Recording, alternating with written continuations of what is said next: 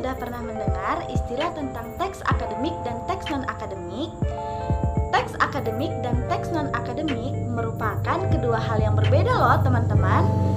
Nah, untuk mengetahui perbedaan teks akademik dan teks non-akademik, di video kali ini kita akan membahas tentang perbedaannya dari segi pengertian, ciri-ciri, dan juga contohnya.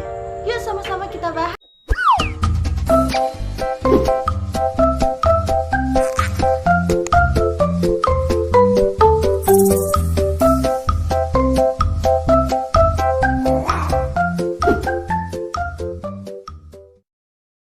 Teks akademik atau yang sering juga disebut dengan teks ilmiah adalah tulisan yang diperoleh sesuai dengan sifat keilmuannya yang didasari oleh hasil pengamatan, peninjauan, penelitian dalam bidang tertentu, dan disusun menurut metode tertentu dengan sistematika penulisan yang dapat dipertanggungjawabkan kebenarannya atau keilmiahannya.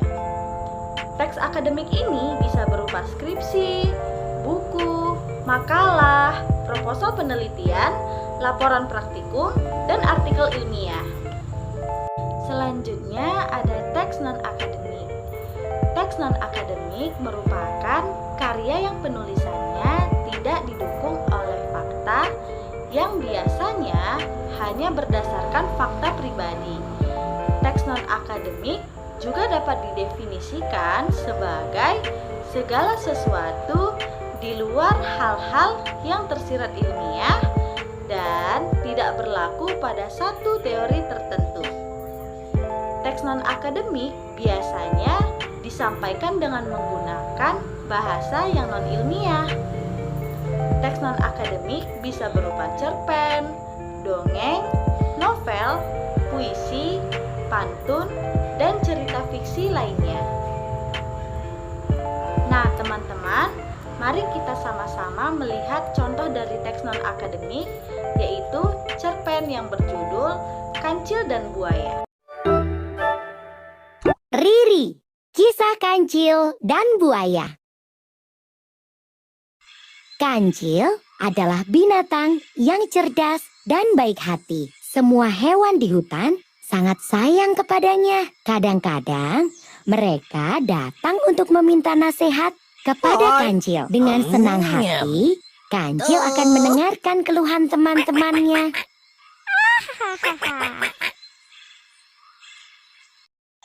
Pada suatu hari, Kancil sedang berjalan-jalan menikmati udara yang sejuk. Tiba-tiba saja, ia mendengar suara anak-anak ayam yang sedang ketakutan. Kancil segera mencari asal suara itu. Ternyata ada 3 anak ayam terperosok ke dalam lubang. Kancil pun segera menolong mereka keluar dari lubang itu.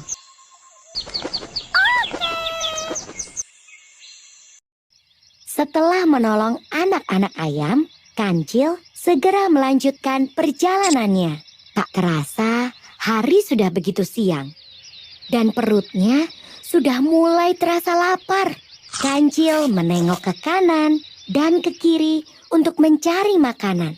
Tidak lama kemudian, ia pun menemukan dedaunan yang begitu lezat.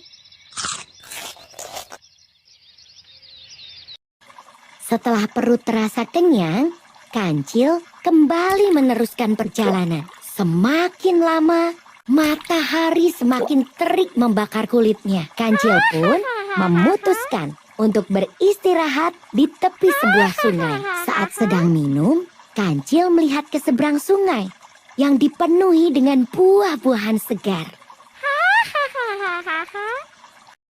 Kancil begitu tergoda dengan banyaknya buah-buahan itu. Pasti rasanya sangat lezat. Akan sangat menyenangkan bila ia bisa menyeberang ke sana. Kancil berpikir tentang bagaimana caranya agar ia bisa menyeberang. Kancil terus memutar otaknya agar menemukan sebuah ide.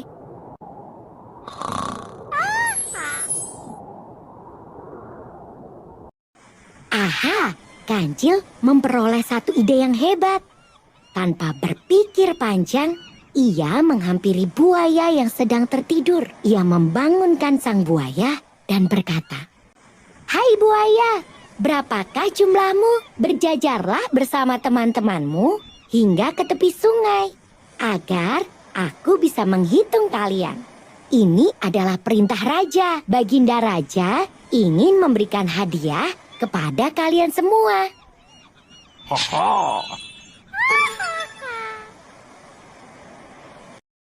Tanpa banyak bicara, buaya itu berenang ke tengah sungai dan memanggil semua kawannya.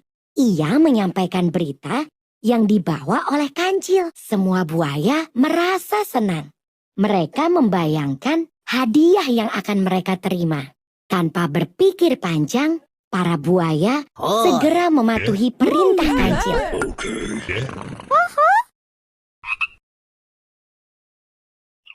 Semua buaya berjejer dengan rapi hingga ke seberang sungai. Jumlah mereka sangat pas untuk membentuk sebuah jembatan. Dengan riang, kancil pun mulai melompati para buaya satu persatu sambil berhitung. Saat sampai pada buaya terakhir, kancil segera melompat dan berlari.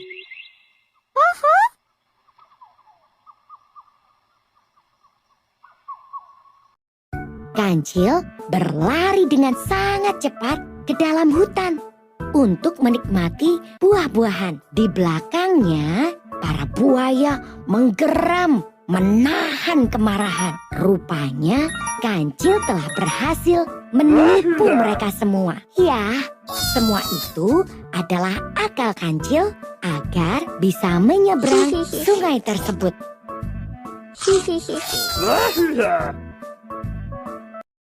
Nasihat dari cerita ini adalah, kancil memang binatang yang cerdik dan banyak akal. Kita boleh saja menjadi anak cerdik seperti kancil, tapi gunakan kecerdikan untuk hal-hal yang baik ya. Kemudian, setiap yang berbeda pasti memiliki karakteristik dan ciri-cirinya masing-masing kan teman-teman? Begitu juga dengan teks akademik dan teks non-akademik.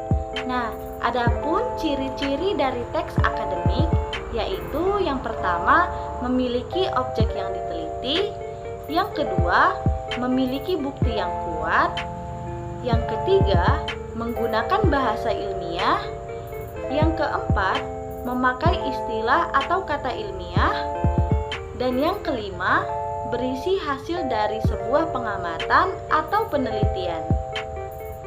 Sedangkan ciri-ciri dari teks non-akademik yaitu yang pertama, tidak ada objek yang diteliti. Yang kedua, tidak memiliki bukti yang kuat. Yang ketiga, menggunakan bahasa non-ilmiah. Yang keempat, memakai istilah atau kata yang umum didengar. Dan yang kelima, dapat bersifat persuasif, deskriptif, maupun kritik tanpa didukung oleh bukti.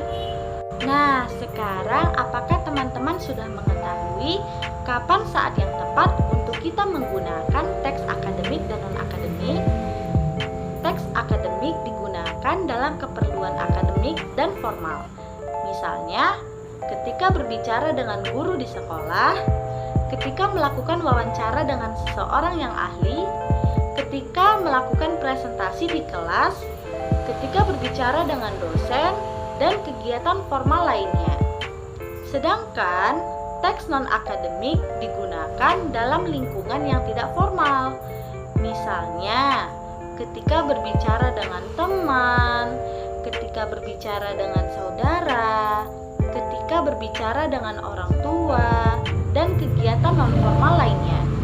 Namun, perlu diingat nih teman-teman, walaupun sedang tidak berada di lingkungan formal, berbicara itu harus tetap dengan adab dan sopan santun ya. Teman-teman, kita sudah selesai membahas tentang teks akademik dan teks non-akademik. Bagaimana nih? Apakah teman-teman sudah memahaminya? Dan diharapkan setelah menonton video ini, teman-teman semakin tertarik untuk mempelajari tentang teks akademik dan teks non-akademik.